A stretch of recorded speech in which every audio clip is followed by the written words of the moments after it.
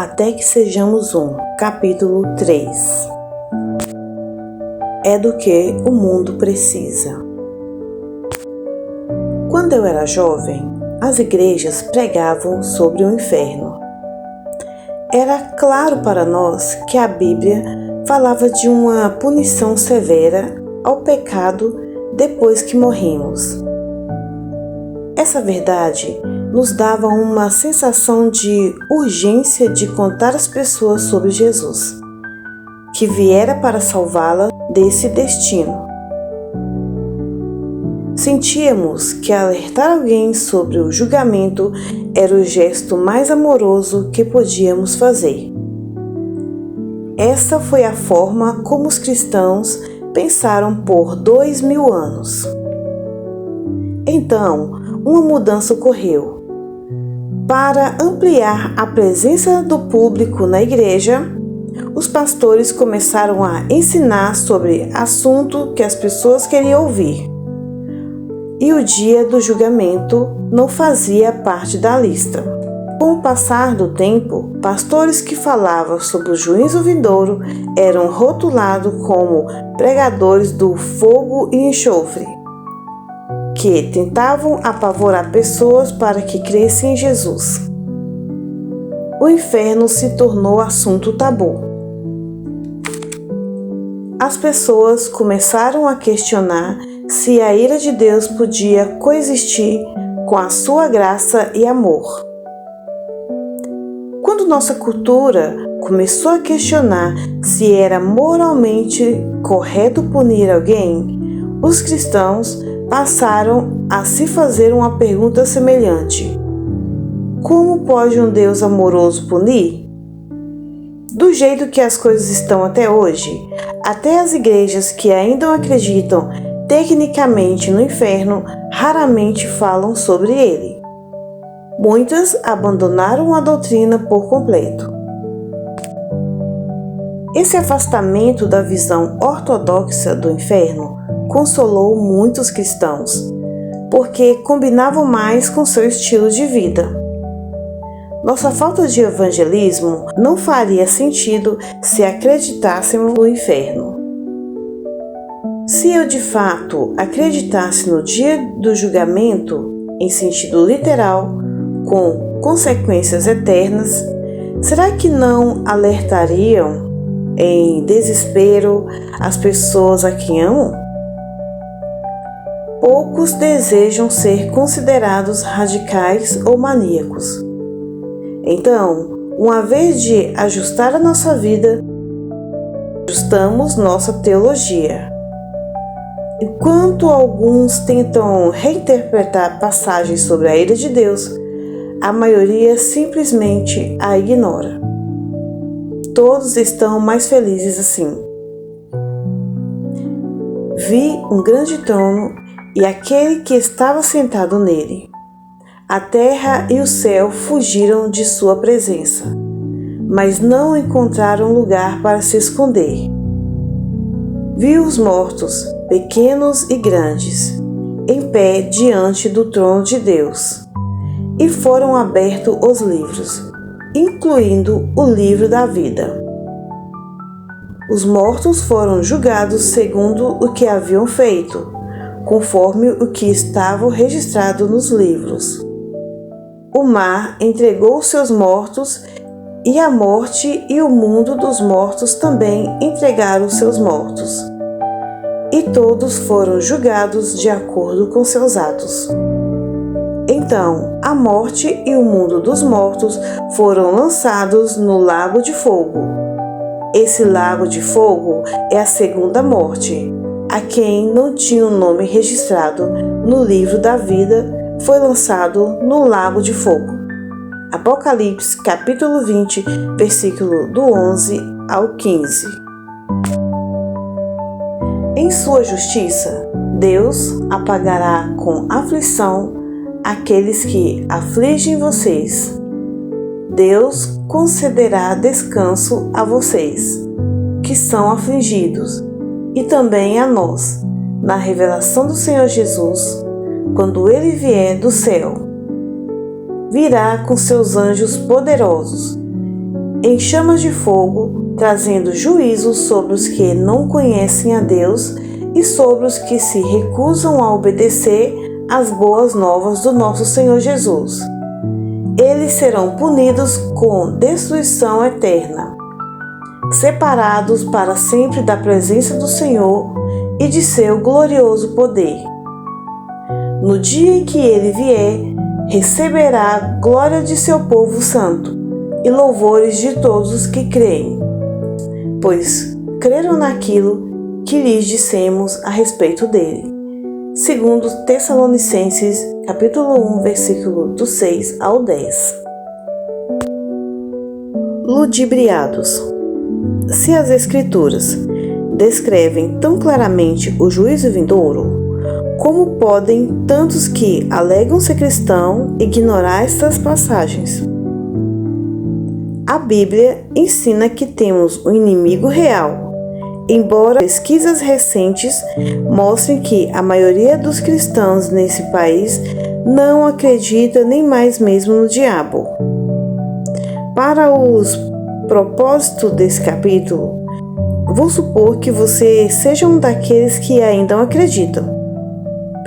Não faria sentido que Satanás quisesse que duvidássemos do juízo por vir? É o momento mais aterrorizante ou glorioso na existência de todo ser humano, e, no entanto, raramente pensamos nele. Durante as últimas décadas, Satanás tem feito um trabalho de mestre para nos distrair e eliminar o medo do juízo.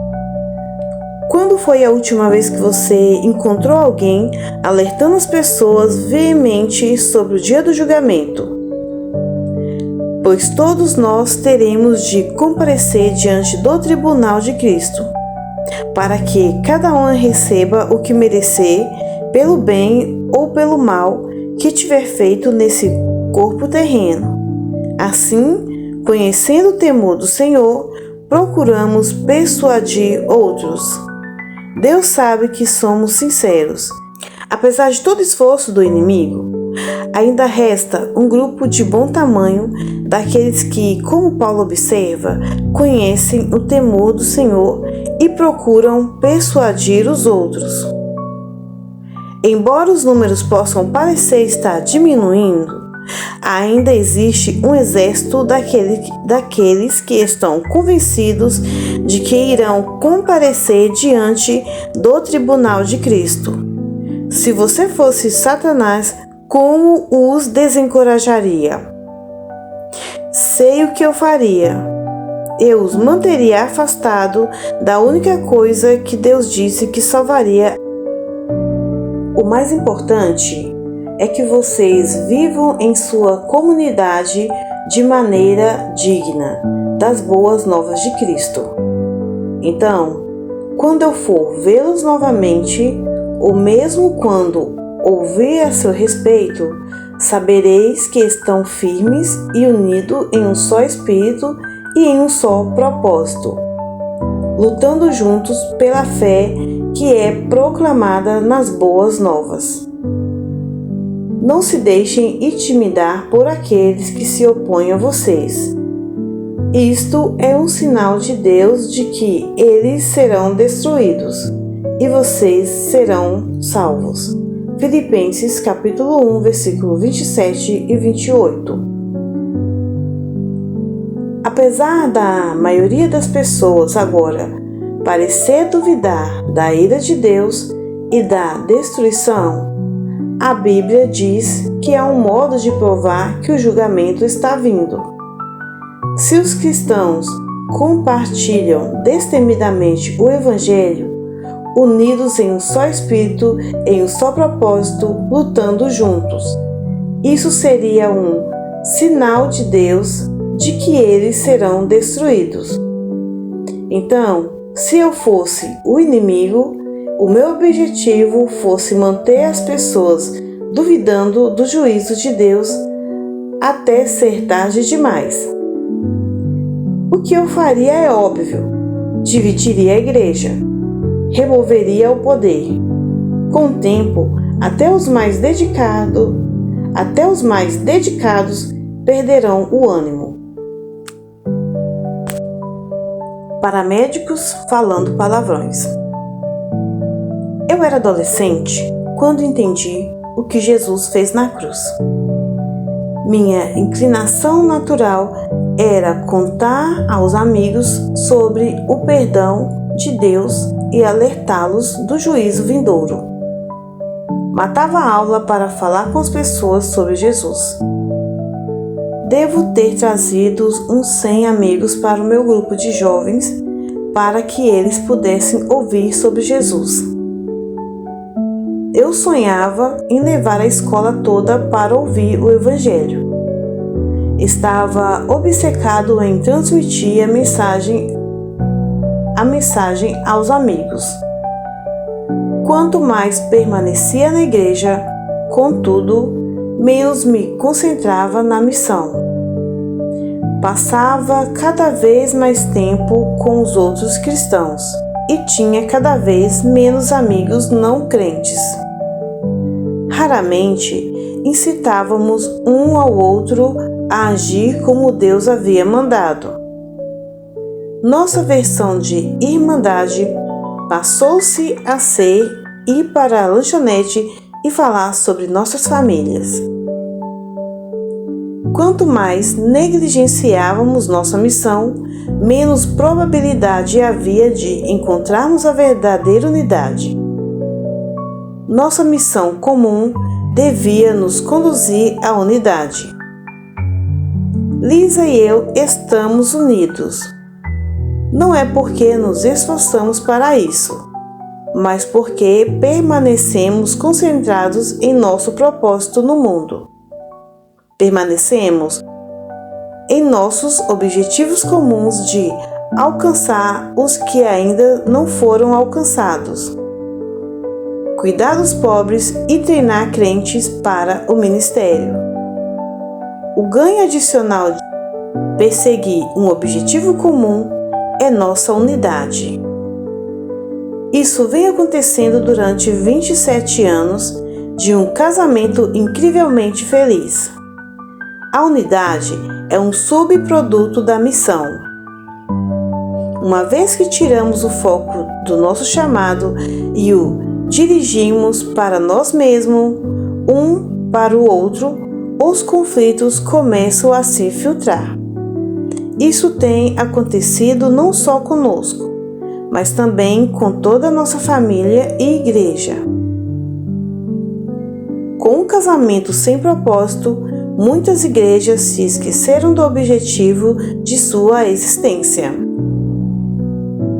Logo, elas passam a concentrar nas queixas dos cristãos em vez de nos clamores dos perdidos.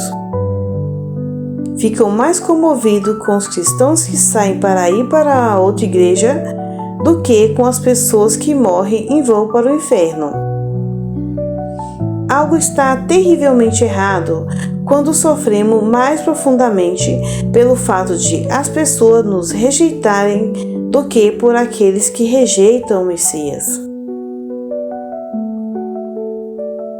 Paulo estava tão focado na disseminação do Evangelho que se alegrava com a divulgação do Evangelho, mesmo quando isso estava sendo feito pelos motivos errados. O Evangelho fosse proclamado. É como um paramédico falando palavrões para você enquanto está tentando salvar a vida da sua esposa. É possível ignorar os próprios sentimentos quando alguém a quem amamos está em sério perigo. Não há maior perigo do que uma eternidade longe de Deus. Precisamos de Deus para restaurar nossas preocupações com o destino dos que não creem. E quando nos preocupamos com eles o suficiente, que poremos de lado nossas diferenças para juntos os alcançarmos. Tenho uma ideia melhor. Às vezes, o sonho de uma igreja unida parece inatingível, Por isso, nos ocupamos com metas que estão dentro do nosso alcance. Ainda que acreditemos que nossa unidade causaria impacto no mundo, não estamos de modo algum perto disso. Não encontramos outro método de atrair os perdidos. O método de Deus parece difícil demais, portanto, inventamos ideias melhores. Precisamos ter muito cuidado com esse raciocínio. Ele parece perigosamente semelhante àquele feito por Saul, o que lhe custou o reinado. Em 1 Samuel 13, Samuel diz a Saul que o Senhor vai lhe tirar o reinado e entregá-lo a outro, a um homem segundo o coração de Deus. Apenas 2 capítulos antes, a Bíblia nos conta como o Espírito de Deus veio sobre Saul e como este reuniu todo o povo de Israel para obter uma grande vitória sobre os inimigos. Vemos nos capítulos 10 e 11 que, quando Saul, criticado pelos outros, mantém a tranquilidade e resolve não se vingar quando surge a oportunidade. Saul glorificava a Deus pela vitória militar. Faz oferta de paz e todos se alegram. Ele parece um líder eficiente, um homem sábio. Então, o que deu errado? No capítulo 13, Saul está prestes a entrar em guerra com os filisteus. Samuel tinha dito a Saul que viriam em 7 dias para apresentar holocaustos e ofertas de paz ao Senhor diante do exército que iria para a batalha. Saul esperou 7 dias, mas Samuel não deu as caras. As pessoas cansaram de esperar, e Saul não quis ir para a guerra sem fazer as ofertas a Deus, de modo que ele mesmo ofereceu o holocausto. Isto não faz sentido para você? Para mim faz. Samuel se atrasou. Saul precisava partir para a guerra, mas sabia que não devia partir sem fazer a oferta de paz primeiro. Se eu estivesse no lugar dele, creio que faria o mesmo que ele fez. Parece uma decisão bastante lógica. Deus não vê dessa forma. Ele envia Samuel para repreender Saul por agir como um tolo. Ele diz que, devido a essa desobediência, seu reinado não permanecerá.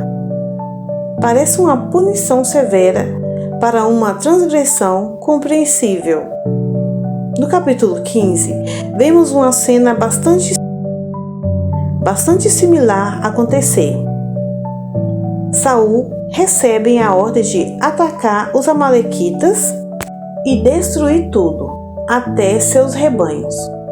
Mas Saul e o povo, vendo que alguns dos animais eram excelentes, guardaram a melhor parte deles para sacrificá-los ao Senhor. Novamente, parece uma decisão razoável. Os animais iriam morrer de qualquer forma, e o povo não os estavam guardando para eles mesmos por cobiça, e sim sacrificá-los a Deus. Entretanto, quando Samuel escuta isso, responde: o que agrada mais ao Senhor? Holocaustos e sacrifícios ou obediência à voz dele? Ouça, a obediência é o melhor que o sacrifício, e a submissão é melhor do que ofertas de gorduras de carneiros. A rebeldia é um pecado tão grave quanto a feitiçaria. E persistir no erro é um mal tão grave quanto adorar ídolos. Assim como você rejeitou as ordens do Senhor, ele o rejeitou como rei. 1 Samuel capítulo 15, versículo 22 ao 23.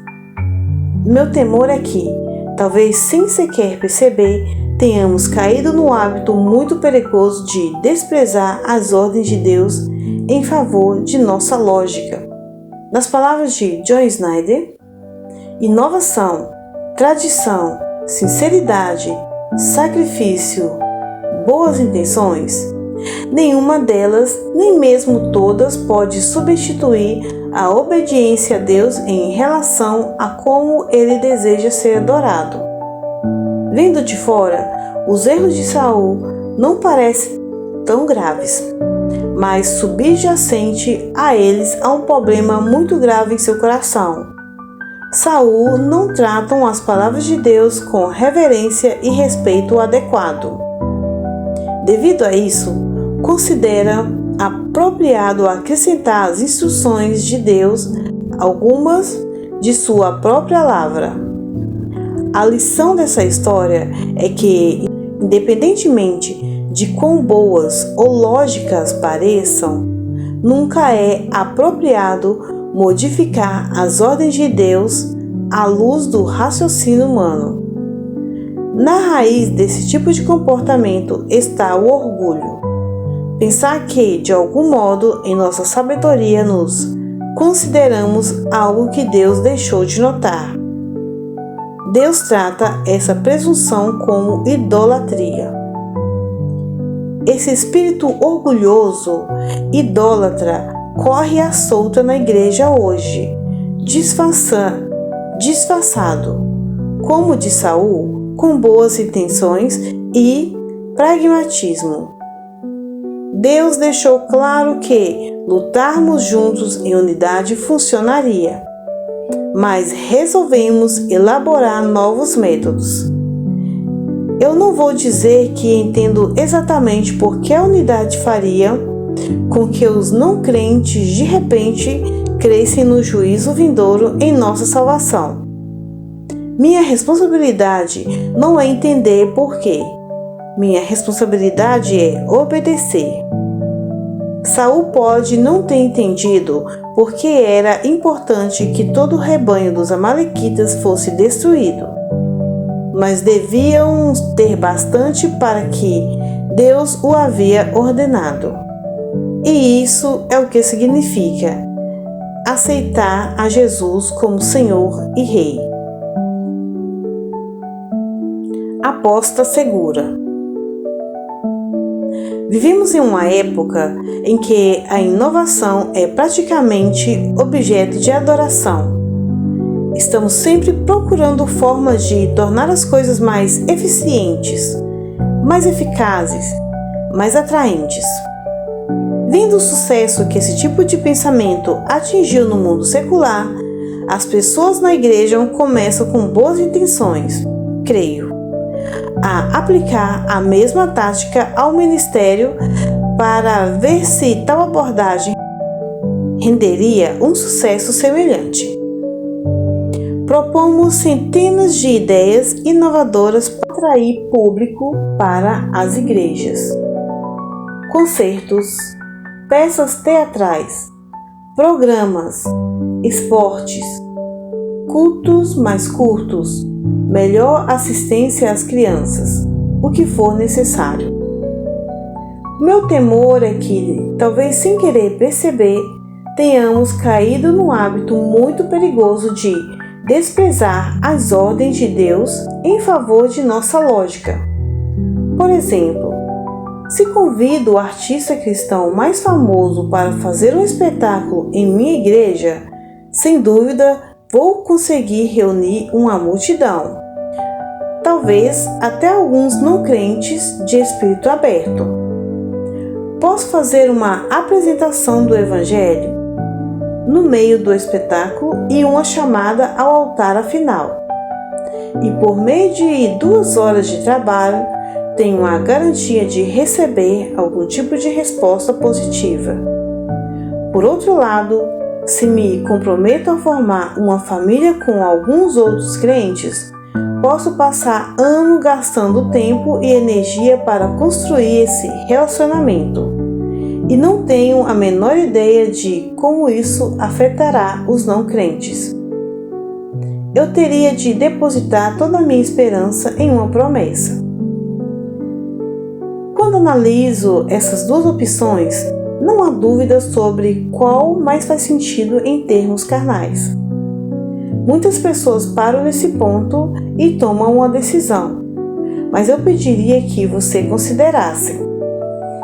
Marchar ao redor de uma cidade 7 vezes e tocar as trombetas parece um jeito mais eficaz de conquistar a cidade?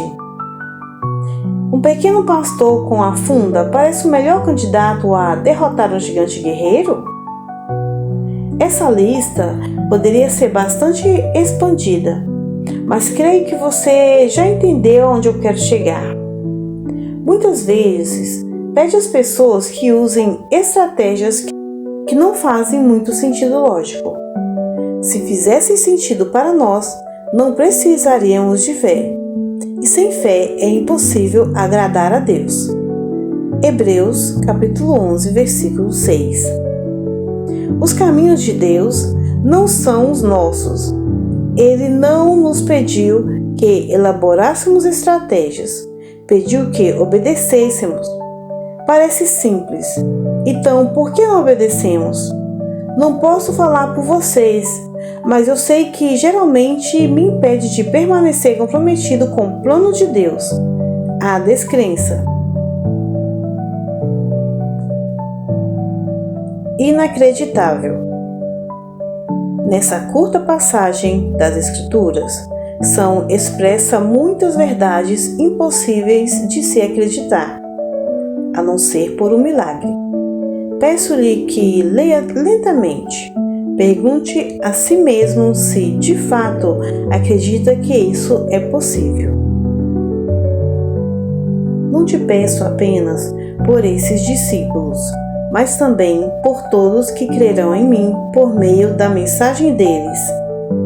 Minha oração é que todos eles sejam um, como nós somos um, como tu está em mim, Pai, e eu estou em ti.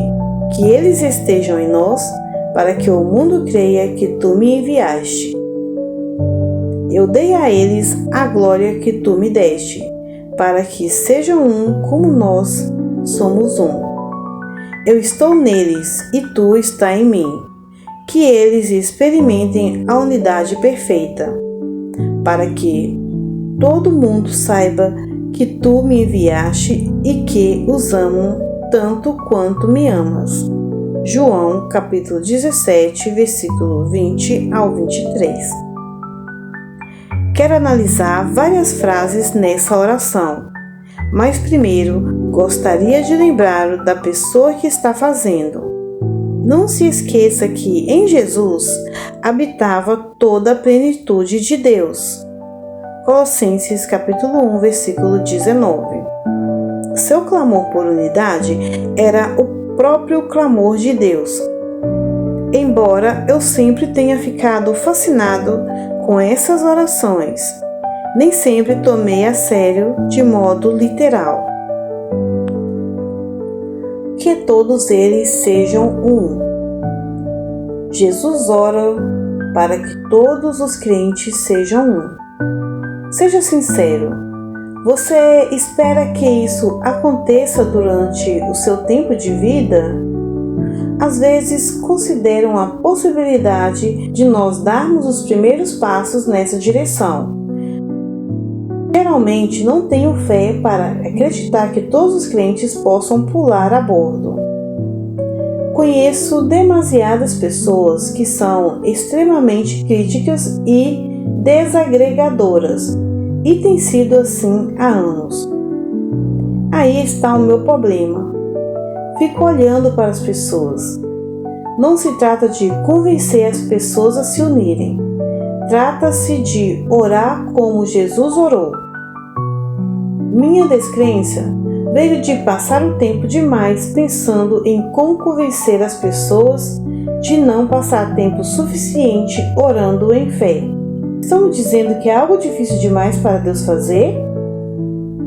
Vamos orar em fé como Jesus orou, para que todos eles sejam um. Vamos acreditar que nossas orações podem mudar a todos nós. Como tu está em mim, Pai, e eu estou em ti. como tu está em mim?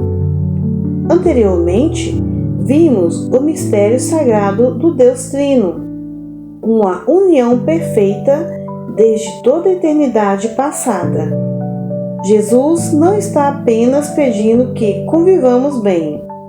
Não está apenas dizendo que precisamos sentir algum tipo de amor um pelos outros. Ele está orando por uma união que se assemelha à que ele tem com o Pai. Que eles estejam em nós. Se ler essa frase não a afeta, há algo errado em seu coração. Jesus está mostrando o seu desejo de ser um conosco. Ele está pedindo que nós, como seus seguidores unidos, sejam conectados à Trindade de alguma forma. Sinceramente, não consigo entender isso, mas quando Jesus ora para que sejamos unidos de modo que possamos estar no Pai e no Filho, como podemos minimizar a importância da unidade? Para aqueles de nós que enfrentam uma vida inteira de rejeições, requer uma fé tremenda.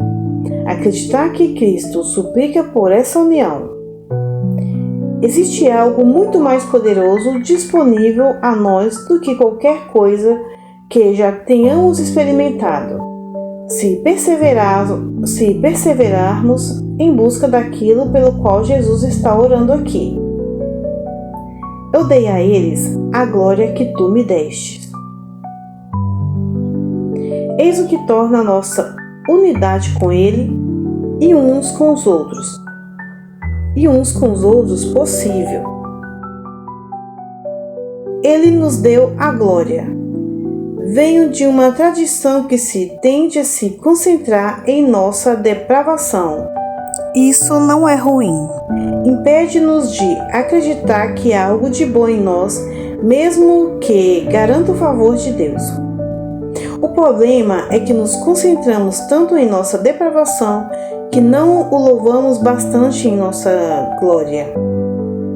Cristo nos fez belos. Por causa da cruz, somos os filhos santos e inculpáveis de Deus. O Cristo ressuscitado nos deu a sua glória.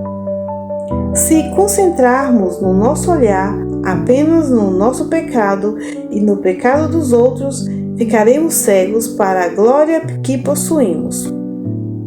Que eles experimentam unidade perfeita. Perfeita? É nesse ponto que todos comentam que isso não pode acontecer antes de chegarmos no céu. Se isso fosse verdade, no entanto, Jesus não completaria com a frase para que todo mundo saiba que tu me enviastes e que os amam tanto quanto me amam. Ele está falando aqui e agora, para que todo mundo possa ver.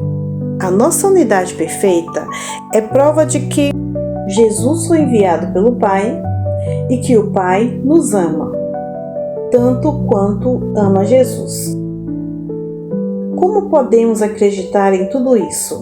Tudo soa inverossímil. Devemos acreditar que todos os crentes podem receber a glória de Deus para experimentar a unidade perfeita, assim como o Pai e o Filho. O mundo observará a nossa perfeita união com Deus e uns com os outros e se convencerá de que Jesus é o Messias e de que somos imensamente amados pelo Pai. Tudo isso soa bom demais para ser verdade. A promessa parece gloriosa demais e os obstáculos parecem gigantescos. Mas que escolha temos além de lutar por isso? Ficar perambulando no deserto por mais alguns anos? Precisamos ver nisso a nossa terra prometida, porque vivemos do outro lado da cruz. É muito mais fácil acreditar. Parece escandaloso que uma igreja tão dividida possa experimentar unidade perfeita. Mas nada é mais escandaloso do que a cruz. Lembre-se, acreditamos em um Deus que enviou seu próprio Filho para morrer em uma cruz a fim de que fôssemos atraídos para Ele. Porque é tão fácil acreditar que Ele poderia encontrar uma forma de nos unir a todos? Essa foi a oração dele. Não é uma daquelas coisas que nós desejamos. Esperamos que isso se afine com a vontade dele. Adoramos a um Deus que consegue o que Ele quer. Ele nos queria e deu um jeito de nos obter. Ele quer a nossa unidade para causar impacto sobre o mundo. Então, creio que Ele encontrará uma forma de nos unir. Precisamos fixar os olhos na missão e entender que necessitamos um do outro, se queremos conseguir realizá-la. O que está em jogo é de suma importância. Você entende a importância disso? O que está em jogo é de suma importância. Você entende a importância disso?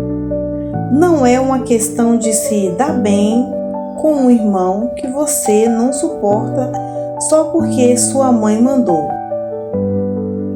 É uma questão de o mundo acreditar em Jesus.